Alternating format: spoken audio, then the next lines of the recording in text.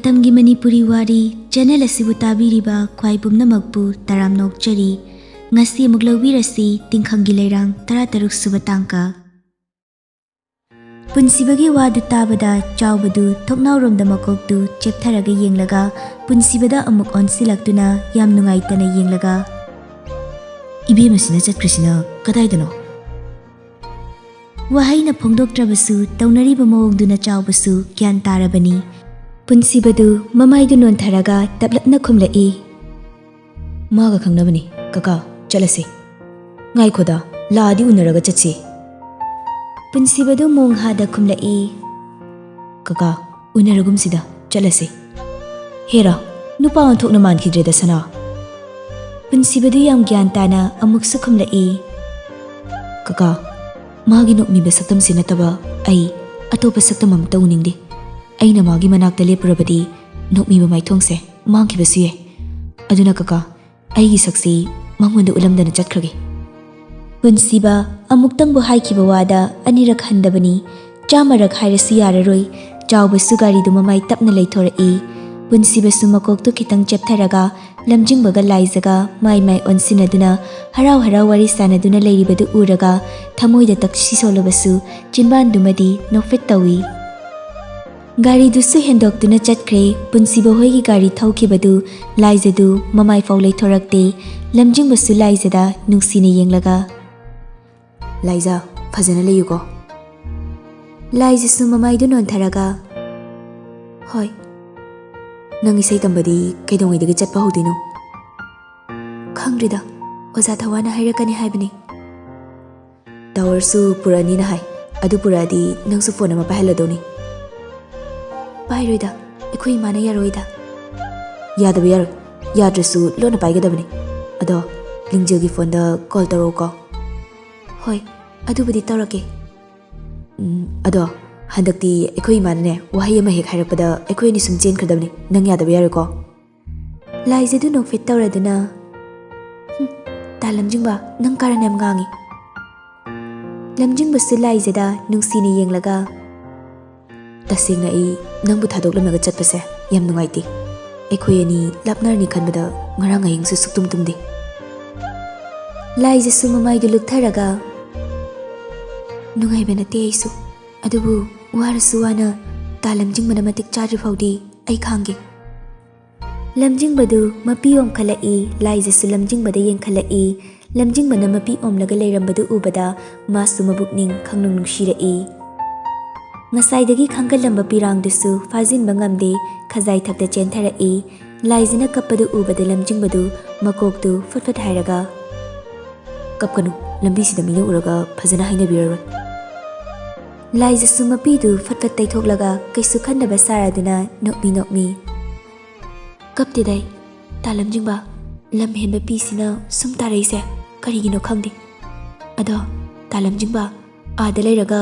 pauja jak taraklaba aidi yaroi haisiniko is ai kem tawroi bema aina thawai wari se aikoi sakphajabi sombuni ai leitringai katukaranga tawramlaba aidi namang dekta siduini laijadu khonjel kantakna karanyam ngangi talamjingba nang chatlamdai sida ai sum sauni ngaktore talaktuda oto sulakle lamjingbadu oto la iduda makokto haifet chaptharaga makhutto hai khamu haibugumna oto du soni dugi manakta khami lamjingba sulaizada muktang nungsini yenglaga laiza chalugi ko phajana lermu phone tarok kauni kauri phajana chaluko ta lamjingba hoi yumlagi yam chathokanu laiza su haibugum makokto namla e lamjingba soto duda kakhalaga makutto hairei laijesu makuttu hairaga mamitta mapi ira cheleduna yengduna lehawi laijagin mitmangdagi oto duna hek tamkibaga laijesu mamaidu tapna leithoraktuna khongthangdu tablap thangduna lai lamjingba bu harau harau manaktagi lapna thadokiba mikupsida kokthakta choba potlum ama pubaga chap manai punsibagidi karisu khaludre mama thabaga luyumbagana tawrakadaba mayamdu khallubada laijadu wakal phumbangnari chatna mapidu tabasu lepte hai ikai khangdabi tawngambi nang mukta ngai ko Laizadu chalambadu chap lepi khonjeldu tabada Sakhini sum khangba ngami mamaidu leithorakpa ngamdre chumdring leptuna lei. Sakhidu khoishaunana khonglei thuna Laizagi manakta laktuna Laizagi mamangduda chap leplaga Nama atombidasu haikraba nangna igi chanupa pambase pamida koi bema chatlamdai phawi chanupa do nangna sumnaga thadokhraba natro nangna sugam ni kaiba khangdrisibu karigino haibani ne nate nangi namaisibu saun upra haiba Laizadu wahi ama phawba khumde hi kapkhalai Sakhisu Laizana kappadu yenglaga machindu paithoklaga Nangna dumaina kapsin laukchinadana aigi jase phabiba natro nangse sakpudi phajai adubu hauziki matamsida sakna chanaba yaba nate aduna nangse sungpam hek pamdi ai nangi na khungpaiduna haijarasu haijagi aigi chadagine amuktangdi lapthopiyu bibema Laizadu taba ngamlaktre ma adumna Sakhidu khanglau laurae kaurakanu nama to hingjabidu kauruso aigi chada nangna tatpat tawrasu aingonadi tawrakpa yaroi nangi khonjel nauthabaduda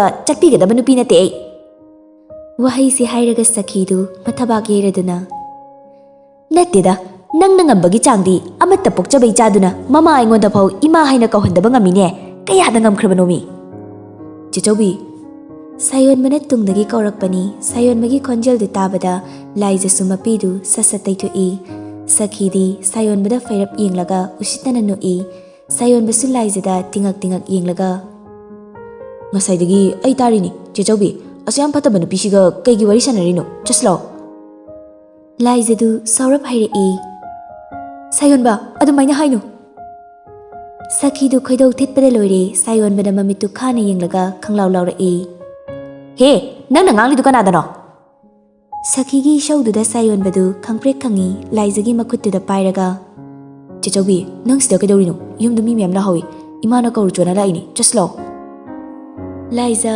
makoktu nomlaga chaslo ibungo Sayon basu Sakhida mamitu kharap yenglaga machegi khuttu pairaga chingi Laiza su Sakhida wahai amatta hairamdana mamaidu lukthaduna chatkhre Sakhidi ani dudi yenglaga saurapna tanaba khonjal kantakna hairei Hai matung manau ne aigi chada yatpiranu ko handakti ai phathaba ngamloi mi sinani haihoribisini Laiza su Sakhina haihoridu tai adubu hanna yenglamdre thamoidusu machet kairabani tarakliba mapidu lona taithokchei asumna lakpana yum yori thabadu mangolda stauna famlaga leirami Laiza su mamaidu nontharaga tapna changlai Sayon basu mangolda mi amatta leiramdabudu dangakna Ima ngusai lahoba midudi kadai Thabadu shaulanglapna hairei Chatkredana kayadi kuina ngaheli ngaiba ngamdana midu chatkrabani ibi mana pambada thue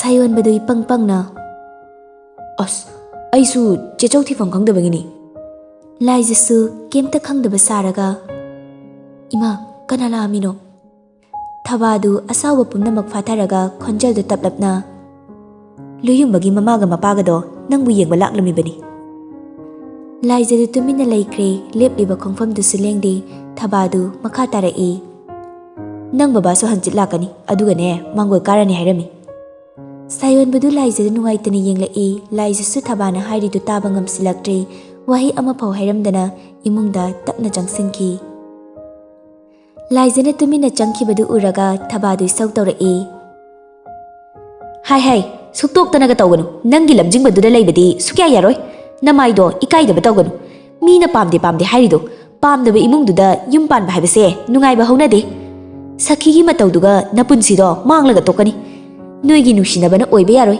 aidi harisini ko Sakhigi kayata taba yaroi laira jarasu Sakhigumbana aingonda lakchaba yaroi aibu mina ngamhanganu Mapana Thabana haibadu taraga Laizasu phamungda kakhattuna mamaidu monda upsilaga hi kapladuna wakhalduda sukhali Ima nang leiramlabadi aina ngasi kaplise kaplamloi ko machaigi apam-pamda hangbiramgani ko asukwana hingba punsi ai wari ima ai hingningdre nachagi laiboksibu asukyamna thialisibu karigino ima Machinda pendana soli thamoi sokna sukapi asomda su punsibadu Bangalore yauri ningthemdi punsiba lakpadu inganga I punsibadu hek haugatpaga lakpo ibana karigumbi amata chadri Wakhal nungaitaba maraktuda chabagi wakhal leite, chadrabanina masasu ipat pathai, yaubaga walan ngangde, phamungduda longna tumthai.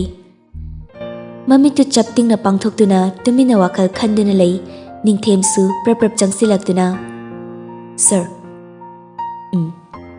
Chak thongge kari hinjang chasige. Punsibadu mitfam hongda dumak khumlai. Kemta chaningde. Yumdagi karimta chakidre haire sir. Kaino ngayaktang pothage mapanda tho Ningthem. Chaningba pharokpaga call torke.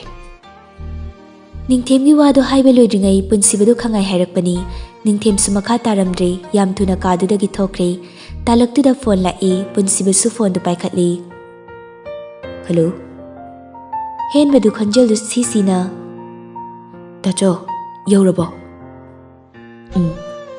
Chak di charabo. Chade. Kaigi haujiphok chak chadridi. Chaningdabaini. Kaidore nakhongi sisiyiduna. Hen badu mapidu fafat taithoktuna. Kastaude. Tacho, chak chatho. Henba, ay ngayak pothage, phone thamo. Mayambagi hainingdaba matawduda henbadu mayambagi pukning thawgalai. Hera, adumai tawsilakanuda nupanabu chaktu chatho dacho. Wakhal yam handaganu. Mai lamjingbaga laijagada thugairuge ai. Punsibadu nokningda nokpagi machindu phairap chinglaga nokfet tawi. As, henba karan tarunuko nangwene chaichani thamlagiko. Asi hairaga punsibadu phone du satkak thatli. Laizagi photo du wallpaper da chongthorakpaduda amuk thawai lupsinna yenglaga machindu haifet chinglaga nokleduna tumlambadu fukhaugatli aduga litliba fridge jacket tu lauthoklaga phamung mathakta langsilamlaga kadagi prap thoklai. Kitchen da changsilaga fridge du thong hangdui wine bottle du ama lauthoklaga room da muk changlai phamung da makhong yantharaga famladuna wine bottle du makum hangdoklaga gru thakchili aduga khoisaunana laktana muklangi. Room da makhola matabaduda Ningthemsu pakhana chensilai makhada wine likli du kairaga leirambaduda Ningthem du punsibagi manakta tapna changsilai wahai ama paudi haiba ngamde. Punsibasu chakhauda kemta tadringai oibaduda handoki tawrai. Ningthemsu punsibagi manakta famtharaga. Sir, kaidoroge? Punsibasu marondu fairapna. Kaistaude. Ai kaistaude. Ningthem, nang warunu. Ai gyantai. Ningthem na ngaklaga punsibadu tapna tumthahali aduga makhada tariba likligi akaibadu khonjinaba honaringai punsibadu khonjaldu kannei seisaklai. Jingdala mai chakpanate aige thamoida chakpani loi jingda aige thawai leihore loi jingda aige nungshi leihore ai Bangalore da leiningdre ai Bangalore da leingamdre. Punsibagi saidu tabada Ningthemdu khangprek khangi asukuina leiminarakpasi punsibana isai sakpa taribasi ngashina hanbani. Makoktu likhatlaga punsibada yenglai punsibadu phamungda longna tumtharaga leirami. Ningthemdu chawmana wari pumba saraklabani nokmi likli akaibadu khungatlaga mapanda puthokre. Likli akaibadu mafam chana thamuraga punsibagi kada changlai punsibadu fondu mamaida upsilaga tumlaga leirami. Ningthemsu tapna changsilaktuna punsibagi mamaidagi fondu tapna laithoklaklaga yengi laizagi photo du ubada Ningthemsu nokfit tawraga. Sir sidi nuksilina naridan tawshide. Nong ninidi ashumna haukre punsibagi matha saringai henbadu nahangkaidi Angelgi wakal kitang lapthoklurabani adubu mayamba chatkibagi wakal pothafam khanglaktaba matamdudadi Angelga paw fauna ninglai. Angelsu blog du hanglaktabaduda ahenbasu ngasidi Angelbu themba lai. Angel hogi college mamangduda ngairaga lei. Angelsu mamanabi kharaga tafing gate lomda thorai. Ahenbasu Angel thorakpa ubaduda full lekhatliba mirror du haitharaga mamittu khujilaga yenglai. Angelsu mamaidu sat laithorakpada ahenba oirambaduda machindu sugatlamlaga fet tawraga leithoktuna gamgam chatki. ꯑꯍꯦꯟꯕꯁꯨ ꯒꯥꯔꯤꯗꯒꯤ ꯌꯥꯝ ꯊꯨꯅ ꯀꯨꯝꯊꯔꯛꯇꯨꯅ ꯆꯟꯆꯠ ꯇꯧꯔꯒ ꯂꯥꯛꯇꯨꯅ ꯇꯨꯡꯗ ꯍꯥꯏꯐꯦꯠ ꯏꯟꯅꯔꯒ ꯍꯥꯏꯔꯛꯏ, angel ꯑꯝꯇ ꯉꯥꯏꯈꯣ. ꯍꯦꯟꯕꯅ ꯀꯧꯔꯛꯂꯤꯕꯗꯨ ꯑꯦꯟꯖꯦꯜꯁꯨ ꯃꯃꯥꯏꯗꯨ ꯂꯩꯊꯣꯔꯛꯇꯕꯤ ꯁꯨꯝ ꯈꯨꯝꯂꯛꯏ, ꯅꯨꯄꯤ ꯆꯦꯟꯈꯤꯕ ꯃꯤꯒ ꯀꯧꯅꯗꯦ ꯑꯩꯈꯣꯏ. ꯍꯥꯏꯔꯛꯂꯤꯕ ꯑꯦꯟꯖꯦꯜꯒꯤ ꯋꯥꯗꯨ ꯇꯥꯕꯗ ꯑꯍꯦꯟꯕ ꯅꯣꯛꯐꯦꯠ ꯇꯧꯔꯒ ꯂꯛꯅꯔꯛꯏ, ꯑꯁꯤꯕꯨ ꯀꯣꯂꯦꯖ ꯀꯥꯔꯕꯅꯤ, ꯃꯤꯅ ꯐꯥꯒꯤ ꯇꯧꯕ ꯐꯥꯎ ꯈꯪꯗꯦ, ꯑꯝꯇ ꯉꯥꯏꯈꯣ ꯍꯥꯏꯕꯅꯤ. ꯑꯍꯦꯟꯕꯅ ꯍꯥꯏꯔꯤꯕꯗꯨ ꯑꯦꯟꯖꯦꯜꯒꯤ ꯃꯃꯥꯟꯅꯕꯤ ꯑꯃꯅ, ꯑꯦꯟꯖꯦꯜ ꯂꯩꯍꯧꯔꯁꯦ, ꯅꯣꯏ ꯁꯥꯏꯁꯦ ꯌꯥꯝ ꯅꯨꯡꯉꯥꯏꯇ꯭ꯔꯦ. ꯀꯗꯥꯏꯗꯒꯤ ꯁꯥꯏꯅꯣ? ꯁꯥꯏꯒ ꯂꯩꯇꯦ, ꯇꯣꯛꯅꯈ꯭ꯔꯦ. ꯑꯍꯦꯟꯕꯗꯨ ꯃꯃꯤꯠꯇꯨ ꯈꯪꯂꯥꯎ ꯂꯥꯎꯊꯣꯛꯂꯒ, ꯑꯣ ꯑꯦꯟꯖꯦꯜ, ꯀꯥꯔꯟ ꯉꯥꯡꯅꯨꯀꯣ, ꯅꯪꯒ ꯇꯣꯛꯅꯕꯒ ꯑꯩ ꯉꯝꯂꯣꯏ. ꯍꯧꯖꯤꯛ ꯅꯨꯄꯤ ꯌꯥꯝ ꯇꯥꯡꯉꯤ, ꯅꯪꯒꯨꯝꯕꯤ ꯄꯨꯛꯆꯦꯜ ꯁꯦꯡꯕꯤ ꯑꯃꯃꯨꯛ ꯊꯤꯕ ꯑꯩꯗꯤ ꯉꯝꯖꯔꯔꯣꯏ. ꯑꯩꯈꯣꯏ ꯏꯃꯥꯗꯣ ꯏꯁꯧ ꯌꯥꯝ ꯂꯥꯡꯉꯤ, ꯈꯔ ꯏꯪ ꯇꯞꯄ ꯅꯪ ꯂꯧꯗ ꯌꯥꯔꯣꯏꯕ. ꯍꯦꯟꯕꯒꯤ ꯄꯥꯎꯈꯨꯝꯗꯨꯗ ꯑꯦꯟꯖꯦꯜꯗꯨ ꯄ꯭ꯔꯥꯟ ꯆꯥꯛꯄ ꯍꯥꯏꯕꯗꯨ ꯑꯣꯏꯔꯦ ꯃꯃꯥꯟꯅꯕꯤ ꯑꯅꯤꯗꯨꯅ ꯑꯣꯟꯁꯤꯜꯂꯒ, ꯅꯣꯏ ꯆꯠꯈ꯭ꯔꯣ, ꯑꯩ ꯃꯁꯤꯒꯤ ꯅꯨꯄꯥꯁꯤꯒ ꯑꯔꯣꯏꯕ ꯑꯣꯏꯅ ꯋꯥꯔꯤ ꯑꯃꯈꯛ ꯁꯥꯟꯅꯈꯤꯒꯦ. ꯍꯦꯟꯕꯗꯨ ꯃꯃꯤꯠꯇꯨ ꯈꯪꯂꯥꯎ ꯂꯥꯎꯊꯣꯛꯂꯒ, ꯀꯩꯅꯣ ꯑꯔꯣꯏꯕ ꯍꯥꯏꯁꯤꯕꯣ? ꯃꯃꯥꯟꯅꯕꯤ ꯑꯅꯤꯗꯨꯁꯨ ꯅꯣꯛ ꯅꯣꯛꯇꯅ ꯆꯠꯈ꯭ꯔꯦ. ꯑꯦꯟꯖꯦꯜꯁꯨ ꯑꯍꯦꯟꯕꯅ ꯃꯃꯤꯠꯇꯨ ꯈꯥꯔꯞ ꯌꯦꯡꯂꯒ, ꯇꯧꯅꯣ, ꯉꯁꯤꯗꯤ ꯆꯞ ꯆꯥꯕꯤ ꯑꯃ ꯁꯥꯟꯅꯗꯧꯅꯤ, ꯑꯩ ꯀꯨꯏꯅ ꯂꯩꯕ ꯌꯥꯔꯣꯏ. ꯍꯦꯟꯕꯗꯨ ꯐꯥꯒꯤ ꯇꯧꯁꯤꯜꯂꯛꯏ, ꯑꯁꯤꯗ ꯃꯌꯥꯝ ꯃꯃꯥꯡꯗ ꯐꯨꯅꯕ ꯇꯜꯂꯤ, ꯀꯗꯥꯏꯗꯅꯣꯃ ꯆꯠꯂꯒ ꯐꯨꯅꯔꯨꯁꯤ. ꯑꯦꯟꯖꯦꯜꯗꯨ ꯃꯥꯡ ꯊꯥꯔꯒ ꯒꯝ ꯒꯝ ꯆꯠꯈꯤ. ꯑꯍꯦꯟꯕꯁꯨ ꯇꯐꯤꯡ ꯇꯐꯤꯡ ꯏꯟꯅꯔꯛꯏ. ꯑꯦꯟꯖꯦꯜꯗꯨ ꯒꯥꯔꯤꯗ ꯀꯥꯈꯠꯍꯜꯂꯤ. ꯑꯍꯦꯟꯕꯁꯨ ꯒꯥꯔꯤꯗꯨꯗ ꯀꯥꯈꯠꯂꯒ, ꯀꯗꯥꯏꯗ ꯆꯠꯁꯤꯒꯦ? ꯑꯦꯟꯖꯦꯜꯗꯨ ꯀꯞꯂꯤ ꯀꯞꯂꯤ, ꯆꯠꯇ꯭ꯔꯁꯨ ꯌꯥꯔꯦ, ꯁꯤꯗ ꯁꯨꯝ ꯁꯥꯟꯅꯁꯤ, ꯑꯩ ꯌꯨꯝꯗ ꯊꯨꯅ ꯍꯟꯗꯕ ꯌꯥꯔꯣꯏ. ꯍꯦꯟꯕꯗꯨ ꯑꯦꯟꯖꯦꯜꯗ ꯅꯣꯛꯃꯤ ꯅꯣꯛꯃꯤ ꯌꯦꯡꯂꯒ, ꯀꯩꯒꯤꯅꯣ ꯑꯗꯨ ꯌꯥꯝ ꯊꯨꯔꯤꯗꯨꯅ? ꯑꯩꯈꯣꯏ ꯏꯃꯥꯗꯣ ꯃꯁꯥ ꯉꯝꯍꯧꯗꯦ, ꯑꯩ ꯐꯣꯔꯝ ꯐꯤꯜ ꯑꯞ ꯇꯧꯕ ꯂꯥꯛꯄꯅꯤ. ꯍꯦꯟꯕꯗꯨ ꯑꯦꯟꯖꯦꯜꯅ ꯐꯣꯔꯝ ꯐꯤꯜ ꯑꯞ ꯇꯧꯕ ꯄꯜꯂꯛꯄꯗꯨꯗ ꯍꯥꯊꯨ ꯍꯥꯊꯨꯅ, ꯇꯧꯔꯝꯃꯕꯣ? ꯇꯧꯔꯝꯃꯦ. ꯍꯦꯟꯕꯗꯨ ꯃꯃꯥꯏꯗꯨ ꯆꯦꯞꯊꯔꯛꯂꯒ ꯑꯦꯟꯖꯦꯜꯅ ꯉꯛꯅ ꯌꯦꯡꯂꯒ, ꯀꯗꯥꯏꯗꯒꯤ ꯄꯩꯁꯥꯒ? ꯑꯦꯟꯖꯦꯜꯗꯨ ꯃꯄꯤꯗꯨ ꯇꯞ ꯇꯞ ꯇꯥꯔꯗꯨꯅ, ꯑꯩꯒꯤ ꯈꯨꯗꯣꯞꯇ ꯊꯝꯂꯒ, ꯑꯩꯈꯣꯏꯗꯤ ꯂꯥꯏꯔꯕꯅꯤꯅ ꯗꯗꯥ ꯍꯣꯏꯒ ꯌꯦꯡꯅꯔꯨꯔꯕꯗꯤ ꯌꯥꯝ ꯆꯥꯟꯅꯗ꯭ꯔꯦ. ꯉꯁꯤ ꯎꯅꯔꯤꯁꯤꯅ ꯑꯔꯣꯏꯕ ꯑꯣꯏꯔꯁꯤ. ꯗꯗꯥꯁꯨ ꯗꯗꯥꯒ ꯆꯥꯟꯅꯕ ꯑꯃ ꯌꯦꯡꯈ꯭ꯔꯣ. ꯋꯥꯍꯩꯁꯤ ꯍꯥꯏꯔꯒ ꯑꯦꯟꯖꯦꯜꯗꯨ ꯍꯤ ꯍꯤ ꯀꯞꯄꯤ. ꯑꯍꯦꯟꯕꯗꯨ ꯍꯧꯖꯤꯛꯇꯗ ꯅꯨꯡꯉꯥꯏꯔꯛꯇ꯭ꯔꯦ. ꯑꯦꯟꯖꯦꯜꯕꯨ ꯇꯞꯅ ꯀꯣꯟꯁꯤꯟꯕꯤ, ꯑꯗꯨꯒ ꯑꯦꯟꯖꯦꯜꯒꯤ ꯃꯀꯣꯛꯇꯨꯗ ꯅꯥꯟꯊꯕꯤꯔꯒ, ꯁꯦ ꯑꯦꯟꯖꯦꯜ, ꯑꯩ ꯁꯣꯏꯈ꯭ꯔꯦ. ꯍꯟꯗꯛꯁꯤ ꯌꯨꯝꯗ ꯄ꯭ꯔꯣꯕ꯭ꯂꯦꯝ ꯈꯔ ꯊꯣꯛꯄꯗꯒꯤ ꯑꯩ ꯐꯣꯟꯒ ꯄꯥꯏꯔꯨꯗ꯭ꯔꯦ. ꯑꯩ ꯇꯁꯦꯡꯅ ꯂꯥꯜꯂꯦ ꯑꯦꯟꯖꯦꯜ. ꯑꯩ ꯅꯪꯒ ꯀꯥꯏꯅꯕ ꯉꯝꯂꯣꯏ. ꯅꯪꯉꯣꯟꯗꯒꯤ ꯍꯦꯟꯕ ꯀꯅꯥꯁꯨ ꯂꯩꯇꯦ. ꯁꯦ ꯀꯞꯀꯅꯨꯁꯦ, ꯋꯥꯔꯤ ꯁꯥꯟꯅꯒꯗꯕ ꯌꯥꯝ ꯂꯩꯌꯦ. ꯌꯨꯝꯗ ꯍꯥꯟꯅ ꯆꯠꯁꯤ, ꯑꯗꯨꯒ ꯏꯃꯥꯗꯣ ꯗꯣꯛꯇꯔꯗ ꯍꯥꯟꯅ ꯆꯠꯅꯕ ꯇꯧꯁꯤ, ꯑꯗꯨꯒ ꯅꯪꯒꯤ ꯈꯨꯗꯣꯞꯁꯨ ꯁꯥꯟꯗꯣꯛꯂꯨꯁꯤ. ꯑꯁꯤ ꯍꯥꯏꯔꯒ ꯑꯍꯦꯟꯕꯗꯨ ꯑꯦꯟꯖꯦꯜꯕꯨ ꯀꯣꯜꯂꯤꯕꯗꯨ ꯇꯞꯅ ꯊꯥꯗꯣꯛꯏ. ꯑꯦꯟꯖꯦꯜꯁꯨ ꯃꯃꯥꯏꯗꯨ ꯐꯠ ꯂꯩꯊꯣꯛꯂꯛꯂꯒ ꯃꯄꯤꯗꯨ ꯐꯠ ꯐꯠ ꯇꯩꯊꯣꯛꯇꯨꯅ, ꯌꯥꯔꯦ, ꯆꯠꯂꯣꯏ. ꯏꯃꯥꯒꯤ ꯑꯩ ꯂꯩꯔꯤꯁꯤꯅꯤ, ꯑꯩꯅ ꯂꯥꯏꯌꯦꯡꯒꯅꯤ. ꯑꯔꯣꯏꯕ ꯑꯣꯏꯅ ꯍꯥꯏꯔꯤꯁꯤꯅꯤ, ꯑꯩꯒ ꯀꯥꯏꯅꯔꯁꯤ.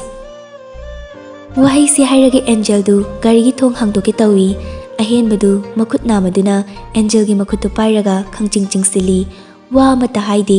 ꯒꯥꯔꯤꯗꯨ ꯁ꯭ꯇꯥꯔꯠ ꯇꯧꯔꯒ ꯒꯥꯔꯤꯗꯨ ꯊꯧꯕ ꯍꯧꯏ.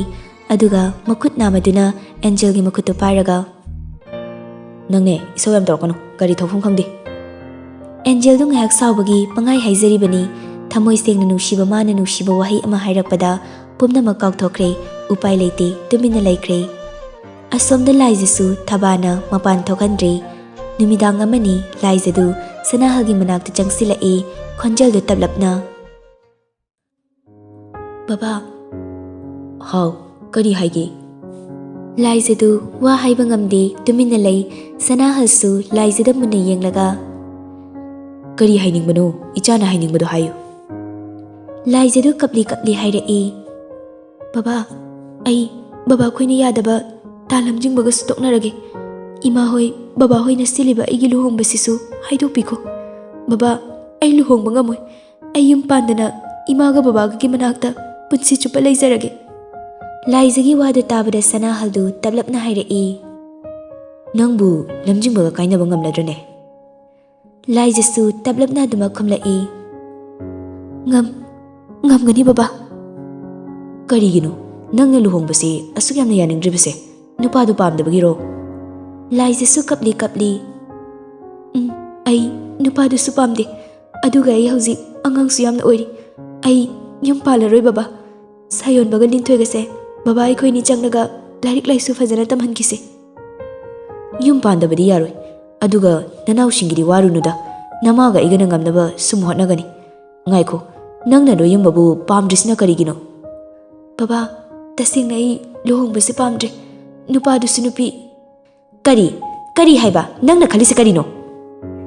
ꯂꯥꯏꯖꯒꯤ ꯋꯥꯗꯣ ꯍꯥꯏꯕ ꯂꯣꯏꯗ꯭ꯔꯤꯉꯩ ꯊꯕꯥꯗꯨ ꯄꯥꯏꯁꯤꯜꯂꯛꯄꯅ ꯍꯥꯜꯂꯤ꯫ ꯊꯕꯥꯒꯤ ꯏꯁꯧꯗꯨꯗ ꯂꯥꯏꯖꯒ ꯁꯅꯥꯍꯜꯒꯁꯨ ꯈꯪꯄ꯭ꯔꯦꯛ ꯈꯪꯉꯤ꯫ ꯂꯥꯏꯖꯗꯨ ꯀꯤꯅ ꯃꯃꯥꯏ ꯂꯨꯛꯊꯈꯤ꯫